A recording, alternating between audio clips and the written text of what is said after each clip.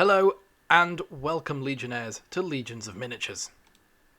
My name's Lander and today Callum and I are going to be reflecting on the battle report that went up, well, this morning. So Callum, we did a battle report, you Yep. and I was going to say orcs, but it was your Gretchin versus my Necrons. Yeah, the little guys. How do you think, you won the battle. Mm. I neglected the 5 rather extra points that you. Well, it wouldn't have been 5 because you lost the objective. It would have been 3 extra points that you got from completing the center ground objective at the very, very end of the game. So you won by a decent margin in reality. Mm. How are you happy with it? Not really. I think, a win's a win, but it's not really the style of play I would like to go with. As I kind of said in previous videos, I wanted to be more in melee and actually killing things. So it just felt like I just went for the objectives and I just racked up the objectives, and that's essentially how I managed to um, score more points in the end.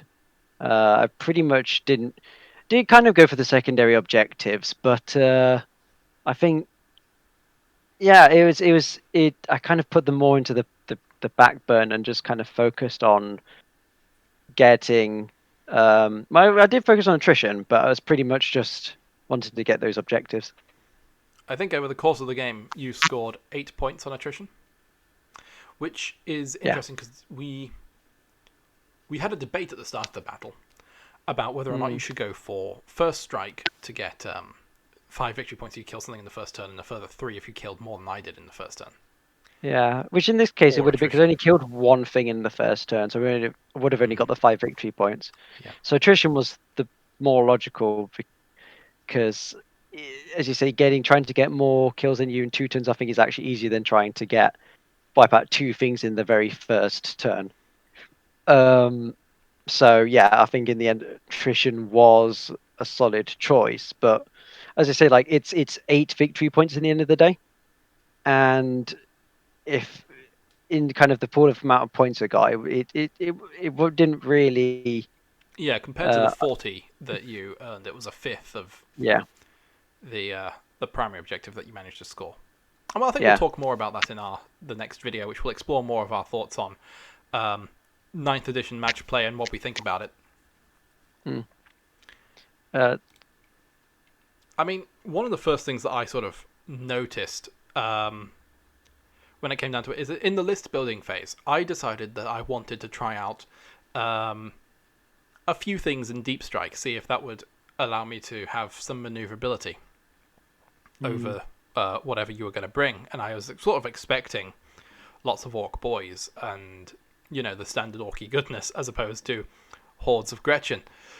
And so mm, I decided to go ahead and bring 2 units of 5 flayed ones and a unit of 5 death marks. I was thinking, if I can knock off a character with some death marks, that's great. Otherwise, they're they're as shooty as standard Space Marines. And then, as for the flayed ones, I was thinking, well, I can drop these guys onto an objective, and they can sort of just sit there, hold on to it, and things that are going to try and come and mm, displace them off. It's a 4+ save, toughness 4, so it's not quite Marine level, but they are doing 3 attacks each at a pretty decent loadout with re-rolling wounds. I think maybe in a 2,000 point game that might be viable, but mm. in this game it was, 140, 220 points, so it was just over a fifth of the army was put into these deep strike forces. Yeah. And So already off the mark, your fifth or quarter of your army isn't in play. I couldn't bring them down offensively, really. Because I think what helped with that was I did a lot of screening. Like I made sure, because when I saw them, I was like, I'm going to put someone back just to stop you from being able to just come into our area. So it kind of forced you to have to stay on the other side, Well, and so it kind of it's hard to get those objectives that I already had. even beyond that, actually, we're on a 44-inch by 30-inch board. Mm, So 30 inches is 3.5 feet. 44 inches is the standard 4 feet. Mm. Just under, actually. It's 2 inches either side under. Right. So, actually, when you're taking more or less half of the space that you're used to playing on a 6x4, Yeah. there's actually nowhere to put guys down more than 9 inches away from an enemy that isn't in your deployment zone. Mm.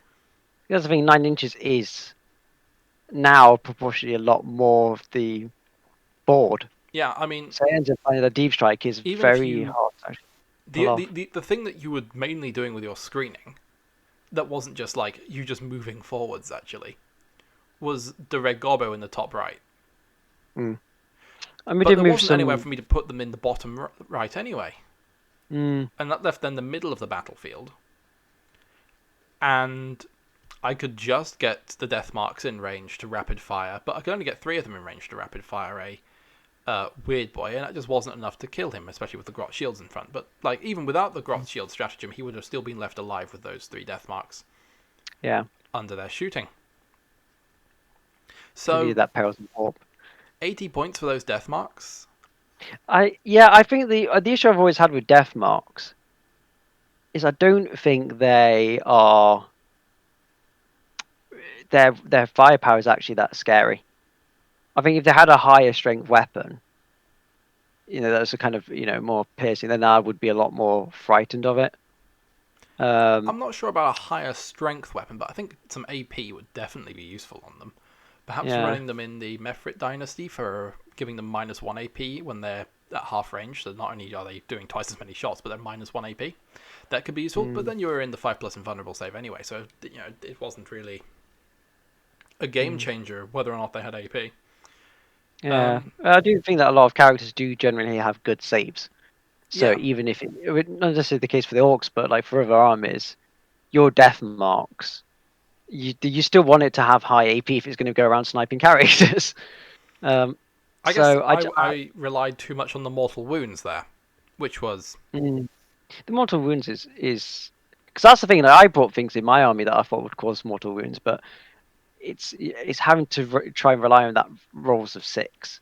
well, it's not just the 6s to hit though, where you got like the highest chance of getting 6s. It's the 6s, or rather, you don't have the highest chance of getting 6s, but you're going to get more of them because there's just more dice being thrown.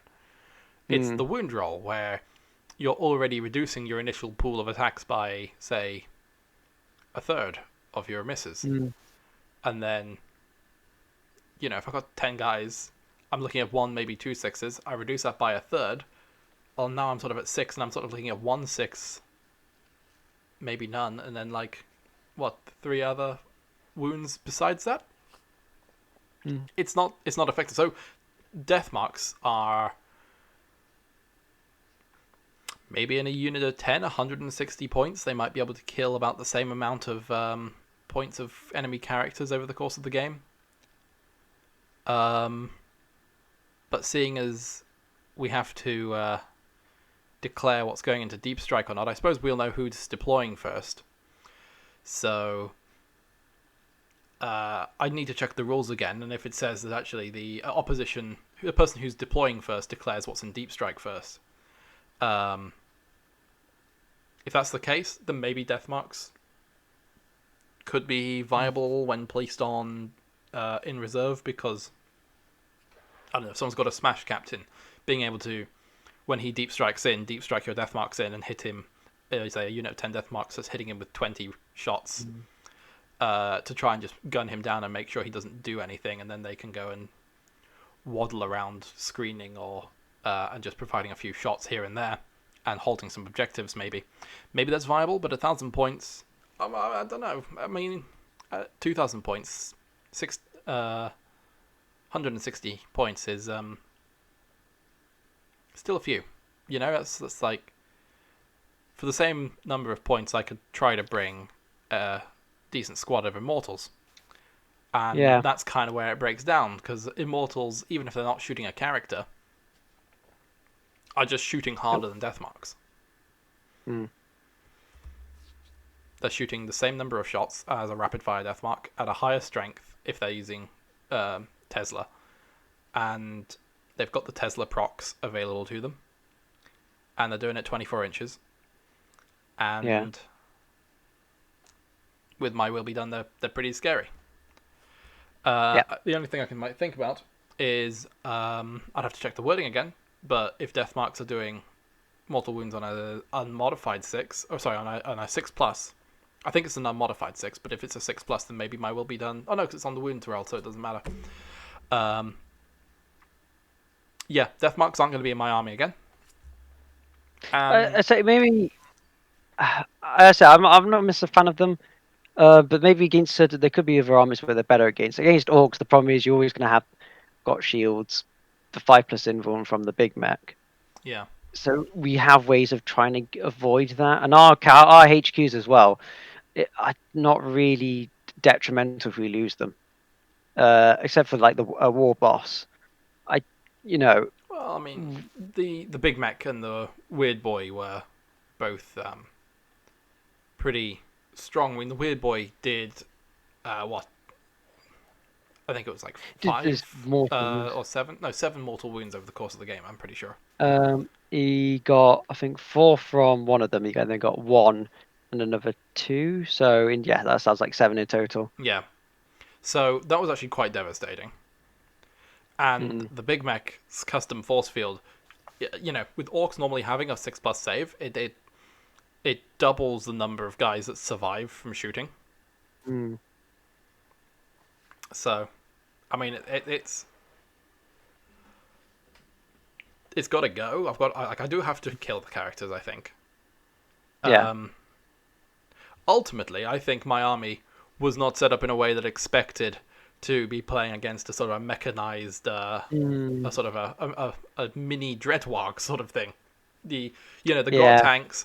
Sure, they're toughness 5, but they were rocking a 4+ save, and I was not bringing anything to sort of try and mitigate that. I was expecting to gun down orcs in their droves and really just enjoy the sport of mass murder and genocide, and I didn't quite get that opportunity.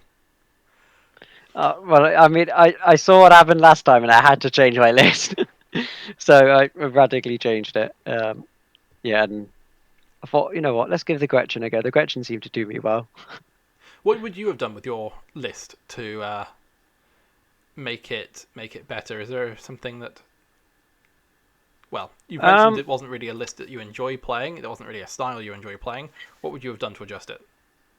It would have been quite difficult to, because it's trying to think of what things would fit in that culture, and I could have brought something along, but it wouldn't have then had any of the benefits. So would I have wanted to replace the killer cans with maybe something more melee based with some knobs or something, possibly. But I think in the end, it was a pretty.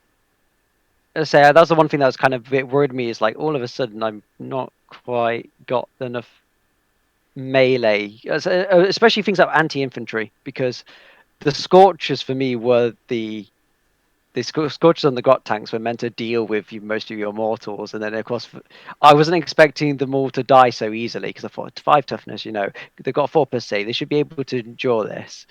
Well, the immortals And are only 4 toughness. Oh, you're talking about your yeah, Grot tanks dying easily. yeah, my Grot All right, tanks, yeah. yes. And I was like, yeah, you just shot them, and yeah, I mean it's a pretty decent roll, and all of a sudden I just started seeing all my Grot tanks go, and I'm just there like, oh crud, what am I going to do now? So I had to rely on the Met guns, but I'm glad that I think in the end they worked as a distraction. You spent all your firepower on them, which allowed me to still have the Met guns and the killer cans still going, Yeah. which meant I still had a lot in my arsenal to keep firing at you. So I thought, it wasn't, and when I think at the end I'm like thinking about that firepower is just enough to kill your Triarch in the first turn. So I'm like, I would, if I swapped anything out, I might not have been able to have done that. So maybe in the end, I'm quite happy with the list I got. So, I mean, it's very hard to see how you can improve when you've won. It's much easier when you've lost. You can see where it went wrong. But yeah, Well, as I say, I don't. If I had to change the list in the future, I probably just wouldn't run it. I would rather play a different culture. okay, fair enough. So the revolution might have won the day, but not our hearts. No, I do love, because that's the thing. Like when I play in other games, I do like the Gretchin when you have like the red gobbo shooting off, and yeah, the red gobbo got the cryptek. It's so satisfying. And you're just there like, huh, Gretchin, what can they do? We're so powerful, and all of a sudden you get just the little Gretchin just fire Well, destroys a cryptek, that points and I'm just out like, where I made a big mistake. Like, I knew my Cryptek was going to be a target because I did the action with him. And mm, all I had to do was move one immortal between him and those Gretchen. And you would have had to shoot the immortals, and you wouldn't have been able to kill enough immortals to get to the Cryptek. mm. Would you have been able to use your cloak thing from your overlord with the cryptek there? I could have used it on the Cryptek, but I would have left behind the immortals. Ah, fair enough. Because Um, in the end, you were only charging with the overlord anyway, and you would have then been trying to fight for those two objectives, which would have yeah. made sense. Maybe I Yeah. should have put the Veil of Darkness on the Cryptek and used that to teleport him out with the immortals. Mm. And then left the Overlord to run in and just fight. Because, well, I think we can all talk about how insanely lucky the Overlord was with the phase shifter. I went through afterwards and I counted, and he made 13 consecutive 4-ups. So I just have this that's an thing where, like, invulnerable save. I feel like every game I play your characters I just can't kill. There's just something about you and your characters that they live that they're very heroic and they do pull off great feats. Yeah. Uh, Uh, heroic? No, lucky. Lucky. They're very lucky.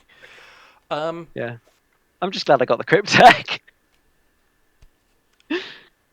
I Because have that's the to thing, like say, the mech. one of the things that I'm a Yeah. little in, no, I'll go into that in the next video. All right. But if I'm going to look at now at deployment, let's look at deployment. Some things that I think I could have done better is actually make more use of the scenery that was present. The Mm, problem was I was sat there thinking, I've got a 5-inch movement and I need to get out to these middle objectives because that's where the game is going to be played. yeah. So I want to So be you like put them all on the line. pushing at the edge of my deployment zone. Yeah. I only needed to put 2 units in the buildings to keep them safe, so that they can push out to those objectives. And I could have put the other units a little bit behind scenery, so that they could have stepped out and then taken the shooting. Especially since, well, I sort of decided that I wanted to give you first turn. I Mm, won the roll off, and I gave you first turn. But I shouldn't have given you first turn because I 'cause was not you were. set up in a way to be able to defend against the fire that you were going to be able to lay down. Yeah. But it was reasonable because you were thinking, if you had first turn, you moved, then that would have put me in a better position to then take you down. I could have got the charges or the shooting off. Well, you So had the Scorchers, which I didn't want to walk into range of. yeah, which was but then again, looking at the firepower you had, you probably could have severely weakened them. I'm not Um, so sure because they were around the corner of the building. They were effectively yeah, they were fair. you done with those what I should have done with my Triarch Stalker and my big blob of Immortals. I should have put Yeah. them behind a building and just said, turn 1, we will walk out, advance out, and go for it. Mm, But it didn't happen. It wasn't what I did, and I really should have done it, or I should have taken first turn. yeah, I don't think there's a middle ground about it. yeah. Yeah. I think I was quite happy when because I was thinking, with the Met guns, one of the difficult. I had to think about terrain, and there was what was annoying about this map was there were so many craters. I'm thinking it's going to slow movement down, but I need to position things so that I can get moving quick enough. Can I see a route where I can get to those objectives without being hindered? I know with the got tanks they could still advance, something like that. The crater didn't mind me so much there, but I was like, those Met guns need to be in line of sight. And I was like, if I put them on the left or on the right, they couldn't see the rest of the field. They had to be in the center for me to be able to see majority of your forces. So Well, it was quite difficult. one of the things that we learned about the Met guns is they have the vehicle keyword. So actually, you could have deployed them a bit further back and moved 3 inches forwards. So you could have maybe put your grot tanks in front of the Met guns and then Mm. rolled them forwards through the middle of the map, or put the killer cans. I think the killer cans would be the right way to go in front of the mech guns. Roll them forwards into the center of the map where the crater density was lower, and give them a wealth of choices. Do they want to go north? Do they want to go south? Mm.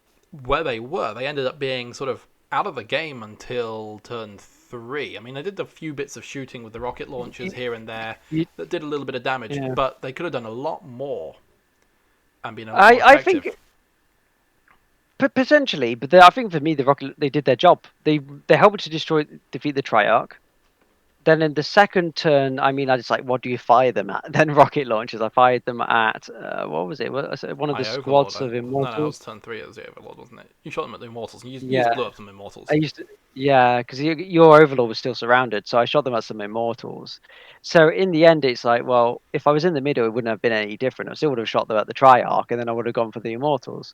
So yeah, I do agree. I think yeah, probably could have put them in the middle. I keep forgetting that with the heavy, vehicles can still move and fire. Um, so maybe I could have been a bit like it's all right to keep them back a little bit. But I thought it was fun. I thought I'd put the Gretchin in front of it, and then the Gretchin would move forward. For as long as the Gretchin have like this barrier, my whole point was to make sure you couldn't come and charge into my mech guns. Keep them protected using the Gretchin. Yeah. So that was I had a defensive line. Then I thought if I can go down in like two different flanks with the Grot tanks and then the so thinking death dreads, but not death dreads, the killer cans. Yep. You, as I said, I could then go for those objectives, and I put them. As I said, the reason I put those guys down south was because I was like, as long as I can keep going to that Triarch. Um, Once you put that Triarch down, I was like, that's where I want my killer cans to be able to get to your Triarch. So even down south, I knew they could still fire at it. So yeah, I was quite happy with my positioning in the end because I thought I've got all area covered in the back. I know you can't deep strike into me, so we've got to be careful about. Got my guys at the north. I got tanks able to go for the Immortals. People are Immortals with the Flamers. Down south, I've got my then I have my killer cans. I will go for the Triarch, and then in the middle, I've got my grots to kind of shield things and try and control the middle of the field. Yep. I'm going to say one other thing. I think the scale of the scenery is off. I think it probably needs to be about twice as big. I like whenever I look at it on the Roll20. This is probably an aspect of it being virtual instead of physical. But I look at it and I say, that looks to be about the right size. But now I'm thinking, actually, we're on a table that's half the size to what I'm used to. We should probably have half as many pieces of scenery, and they should be twice as big. Yeah, I think in the end it was quite difficult to try and avoid clipping like this scene because there's so many of them, Hmm. and like with the buildings, it's quite a squeeze to try and get even like just the squad of Gretchen in there. So I do think yeah maybe it would be better to have half as much, but then like kind of double the sizes. So then you have more spaces that are open, but you still then got spaces you can still take advantage of. So that would be a good balance. Okay then. Well, I think this has been a little bit of a decent reflection.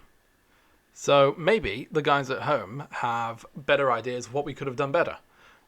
Maybe we're sitting here talking out of our asses, and you guys can point very clearly to every mistake that we've made and tell us why we're wrong, how we're wrong, and, why we're awful people who shouldn't exist anymore. Well, this is the internet after all. What? I don't suspect that anyone would be any different. Civilized people don't live on the internet, Callum. Haven't you heard? No, I don't usually go on the internet. Uh, Don't know what it is you that speak is of. both your loss and victory. Yeah. So, anyway, hit that like button down below if you have enjoyed the video. Hit the dislike button if you've not enjoyed the video. Fight me in real life. I don't care. Dislike this if you want. Leave a comment. Tell us exactly what we did wrong. And please, if you are new to the channel, go ahead and subscribe. We appreciate everyone who subscribes to the channel. And we'll be looking forward to providing you with loads more content in, well, the hours to come.